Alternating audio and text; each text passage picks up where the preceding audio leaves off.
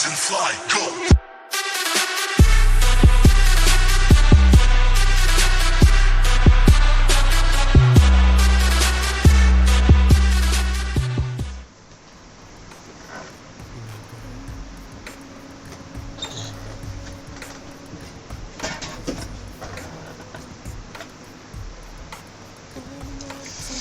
Welcome to 24K Movies, Reviews, TV shows, and gaming.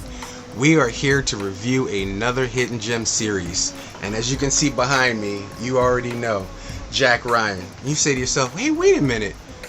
I've heard that character before. That's right. Whether it was with Harrison Ford or whether it was the new movies coming out, there have been multiple actors playing this Jack Ryan character. It is Tom Clancy's beautiful world, cinematic universe, and from movies to this TV series, which there is now the third season of Jack Ryan, we have been entertained. But I myself, unfortunately, I'm sorry guys, I love movies, I love movie entertainments, but when it comes to TV series, it's just more of a meal for me, man. It's more episodes. I don't have to wait 3 and 4 years to get another movie, another reiteration, another version of it. And no disrespect to Harrison Ford, no disrespect to many other actors that played literally Jack Ryan. I mean, this series bodied it. John Krasinski, this was the role I loved you in, and I'm so glad, because after A Quiet Place, brother, I was done with you. So I'll tell you what, we gonna sit back, relax, grab our favorite bag of snacks, maybe a little, that's right, and we're gonna jump into this Jack Ryan series.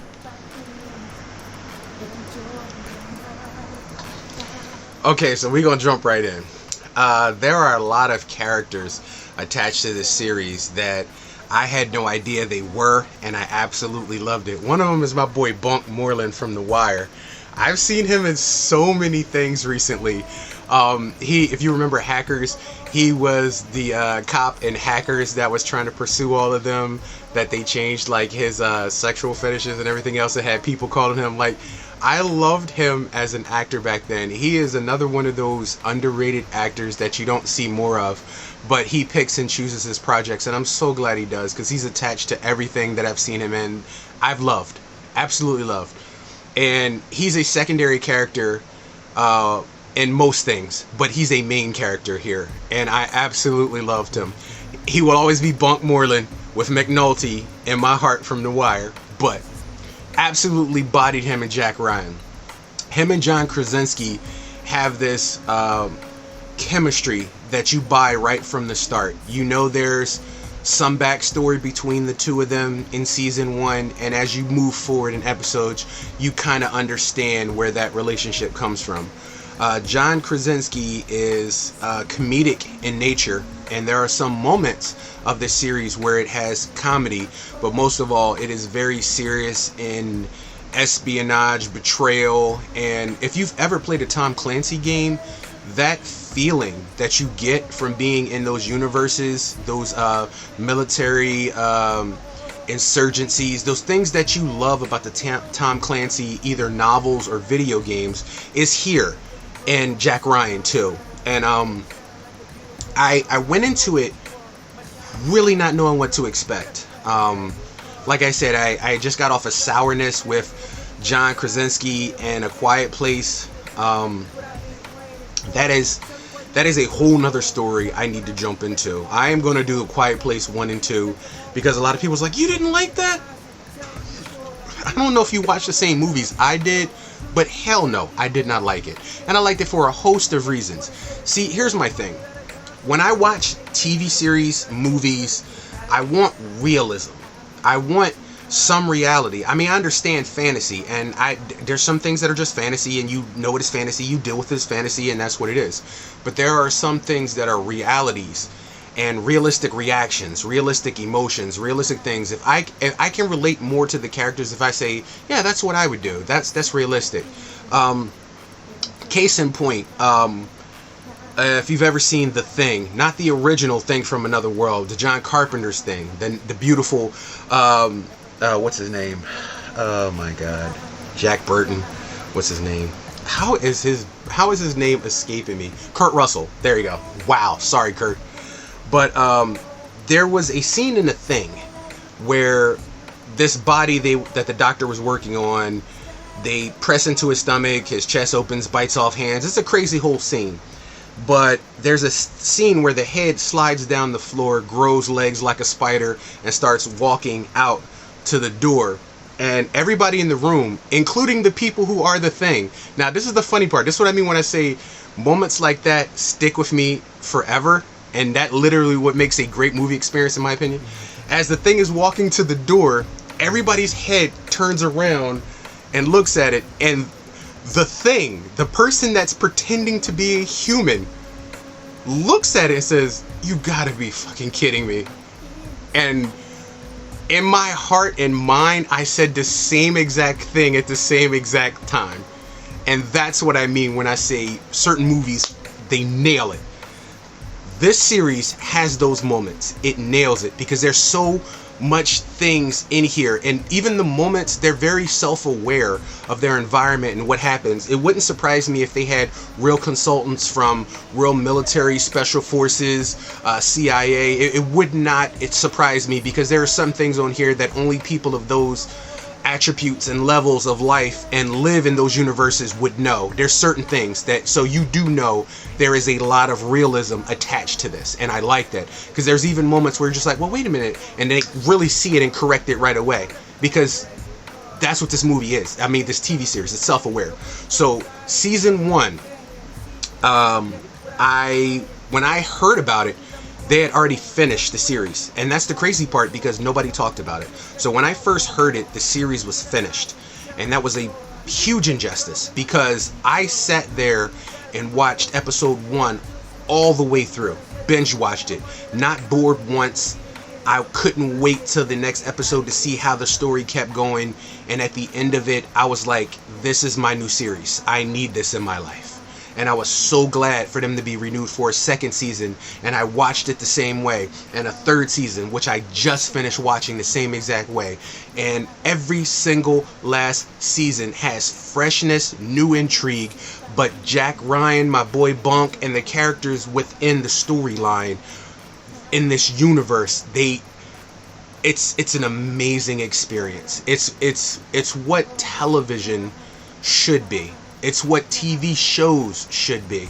So I'm giving this literally a platinum from Jump Street. It was a platinum when I saw season 1. It was a platinum when I saw season 2. And now it's finishing season 3. It's a platinum.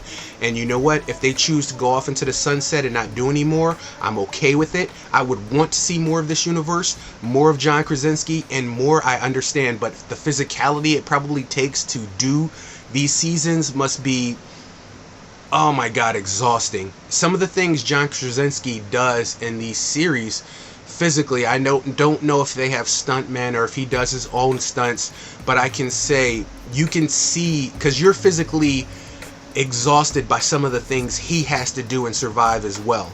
So it's not like he's doing something that you're incapable of. Like, there's a lot of things you watch in TV series where you're like, that's impossible. He took 6 shots. The Punisher. I love John Bernthal. I love the Netflix Punisher series, hands down. But bruh, he should have been dead 27 billion times ago. Shot, stabbed, run over, hit by cars, knife to the spleen, ripped open, stabbed in the back, hooked, smacked in the head with a hammer. Bruh. And I had to look it up. I had to go and Google it and go back to the comics and look it up. Like, is the Punisher superhuman? Like, does he have a superhuman ability? No, he's human. Somehow. He could take all of that. But that's what I mean when I say unbelievable. This show is believable. He gets hurt. They do have the time to hurt. Like, I hate using it as the scapegoat in the example, but in The Punisher, my man gets literally shot, stabbed, and hit by a car. He's in the hospital next day. He drinks a hit of his soda, put on a Band-Aid, and he's out fighting crime again. And he's 100%. I love John Bernthal. I love the Punisher series, but I am going to say It's unrealistic. It's unrealistic. But that's what I'm expecting. That it's Marvel. None of it's realistic.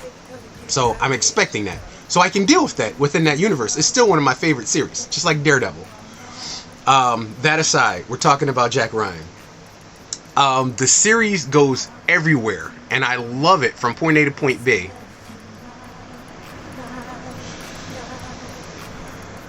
Like I said, sorry, I got paused there for a second. I don't know what happened. It was that good Pepsi.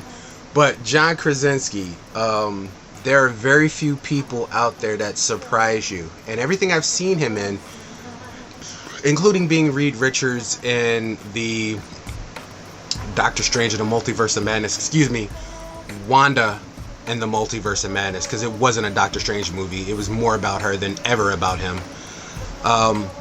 He was Reed Richards of the Fantastic Four, and I liked him in that.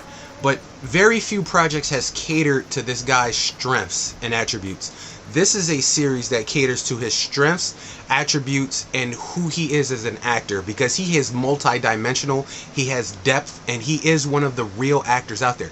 There are a lot of people out there that are who they are no matter what role you put them in. You may disagree with it, but The Rock, no matter what you put The Rock in, he's The Rock in those. You put The Rock in Black Adam, he's The Rock in Black Adam. You put The Rock in Rampage, he's The Rock in Rampage. Mark Wahlberg is the same thing. He's Mark Wahlberg, and no matter what you put him in. Ryan Reynolds, as much as I like him, because we love Ryan Reynolds' personality and attitude, whatever you put him in, he's Ryan Reynolds in those roles. He's never, you see only Ryan Reynolds. John Krasinski is a actor, which means what you put him in, he adapts to. And what really makes a project believable and great is if you believe the actor in that role. Now, The Rock did a few roles where he wasn't being The Rock, and I liked it. Walking Tall, which was a remake of an older movie, I absolutely loved him in. It showed depth. Batista is another one of the people. Batista's been put in a lot of different projects, and each time I see a different project with Batista, he's not Batista in the project. I believe him in those roles. He's not just a special X-Forces military guy sitting here to protect and fight everybody, and I enjoy it. I really, really enjoy it. The Glass Onion, Knives Out, the newest movie that I saw him in, absolutely killed it. So I understand it. He's more than just Drax. He has more depth in my ideas than in my heart than John Cena and The Rock. John Cena is another character. You get pigeonholed in being who you are and taken into the character because people want to see who you are in those roles. I understand that, but it's also acting, and you want to see some depth. I want to see you being taken out of your space and into an actual role where you have to act, which is why I love Tarantino films so much.